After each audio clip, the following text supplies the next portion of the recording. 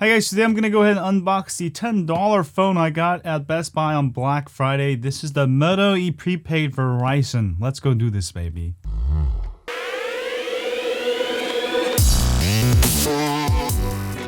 If you're following me on Black Friday, you know that you could have picked this one up for $9.99. Now, regular price is around $69.99.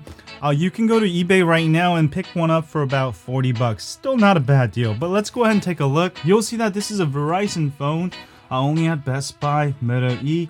It actually comes with a case, so $9.99. It already pays for the case itself. I mean, it probably cost me $9.99 just to get the case. This is a 4G LTE device you can use on Verizon Prepaid, obviously, but you can actually use it by modding it on AT&T or T-Mobile or any GSM network. So let's go ahead and take a look what's inside. So if you want to sign up for the prepaid, it's $45 a month. Let's skip all of that. I'm actually not going to sign up. I don't even think that's a good deal. Let's go ahead and unbox this bad boy. How do I open this? Alright, there is a tab here.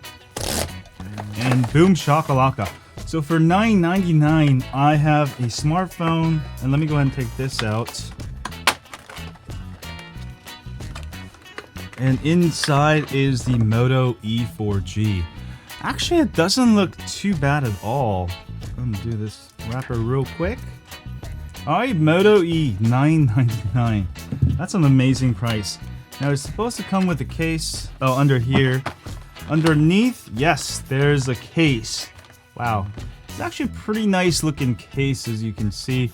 It's got clear back, nice firm silicone on the side. Very good protection, very good case. I'm very surprised. So this case alone is probably worth $5. You know, so I really paid like $5 for this phone. It's a really good deal. It does also come with micro USB charging adapter. Alright, this is the Moto E. You got the Verizon logo there. A camera, 3.5mm head jack, power button, volume buttons. This is sort of a nice rubbery tactile grip. And also micro USB charging. And there's a tab here. I think that's for the back cover. Oh. Alright, so the frame, the plastic frame just comes off. You got a SIM card slot and micro SD for $9.99. That's actually pretty cool. For SIM card, obviously you get a prepaid Verizon SIM card in there. I'm going to go ahead and insert my T-Mobile SIM card in there, and we're going to go ahead and see if we can activate it on T-Mobile here. Alright, I'm going to go ahead and insert my T-Mobile Nano SIM with micro SIM adapter. Alright, let's put this cover back on. So with 8 gigs of RAM, since it has a micro SD card, you'll be able to extend it probably very, very big. Alright, here we go. Snaps in there, and let me go ahead and put this case on there to show you. Oh, you know what? This case, you're supposed to fit it on top of this. So that is actually really cool for $9.99. It actually comes with a case that fits right on there. So, all right, let me go ahead and power it on. And boom shakalaka, baby. That looks actually pretty awesome. All right, powering on. All right, got it powered on here. The resolution here is just like 960 by 540 or something. It's not even 720p. I totally feel like I'm using like a Nexus 1. But $9.99, you can't beat this. I'm gonna go ahead and skip all this, use Wi-Fi.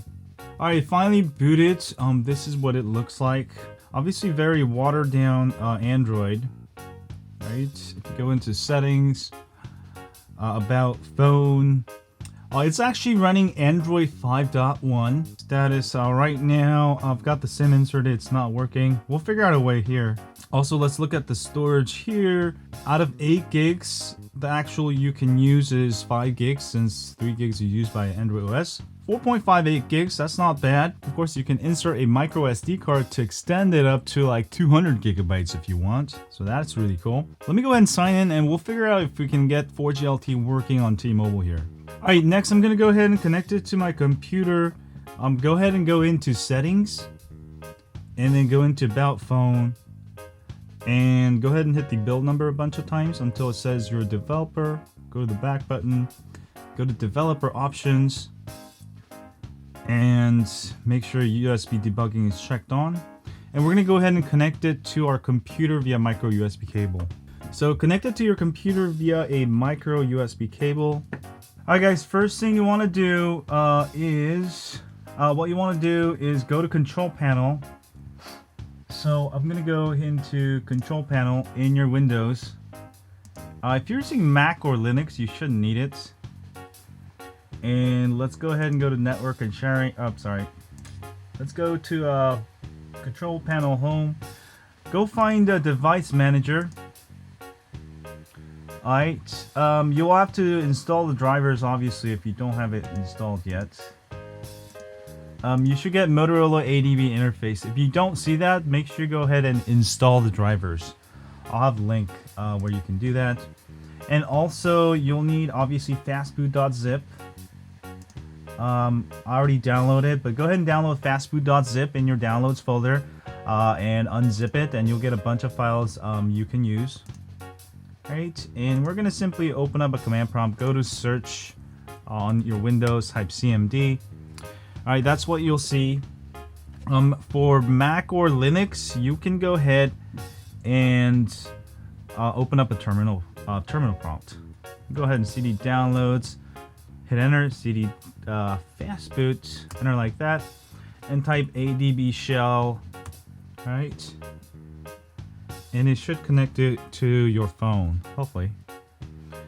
It says device offline. Go to your phone and allow USB debugging, and always allow from this computer and hit OK. Alright, and go back to the command prompt ADB shell. Now you should be in shell here. I'm going to go ahead and type pm space clear space com.android.providers.telephony like that. Alright, hit enter. Alright, it says success. Go ahead and type settings space put space global space preferred underscore network underscore mode underscore mode space 9 like that. Exactly like that. You can copy and paste all these codes. I'll put it on my site. Alright, and type settings space put space global space preferred network underscore mode space mode 1 space 9. Alright, and one more stuff. We're gonna go ahead and type settings space put space global space preferred underscore network space mode 2 space 9. By the way, this will only work for 5.1. If it's been updated to like 6.0, I would actually suggest not updating it. Verizon is probably gonna block this. So I'm gonna go ahead and hit enter. And that's pretty much it. And let's go back to our phone and go ahead and reboot this bad boy. Alright, I got it booted, and I've got T-Mobile LTE working flawless on here. And also let me go ahead and do a quick speed test for you here. And I'm actually getting 4G LTE on T-Mobile. So that means that I should be able to get AT&T 4G LTE just fine. My voice works really good. Now, one thing I do have to note is that you do have to make sure airplane mode is on before you do the commands. If you don't do that, it will not work this way. But basically, turn on airplane mode, use the commands I just showed you, and also when you reboot, make sure go into more, go into cellular networks. Make sure preferred network type is set to 4G. And also access point name, I didn't actually have to set it, but if it's not working or something, you can go ahead and add your APN and you should be able to use it on any GSM network. Now these instructions are for Android 5.1. But in the future, if you have 6.0, the instructions might change. Verizon might block it. So I highly suggest you don't update beyond Android 6.0. But for right now, this is a pretty cool device. Let me go ahead and show you the camera. It's actually an f2.2 camera. It's a decent camera for $9.99. I mean, it's not bad. You're going to be able to take, it's got 720p video recording.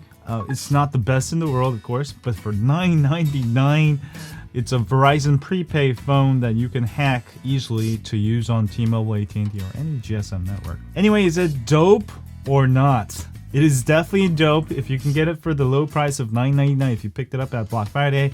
Even if you picked it up at 40 bucks on eBay, which is going on right now. I think several other places have it for about 40 bucks.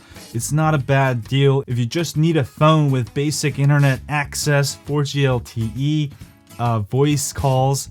I mean, this is an excellent phone.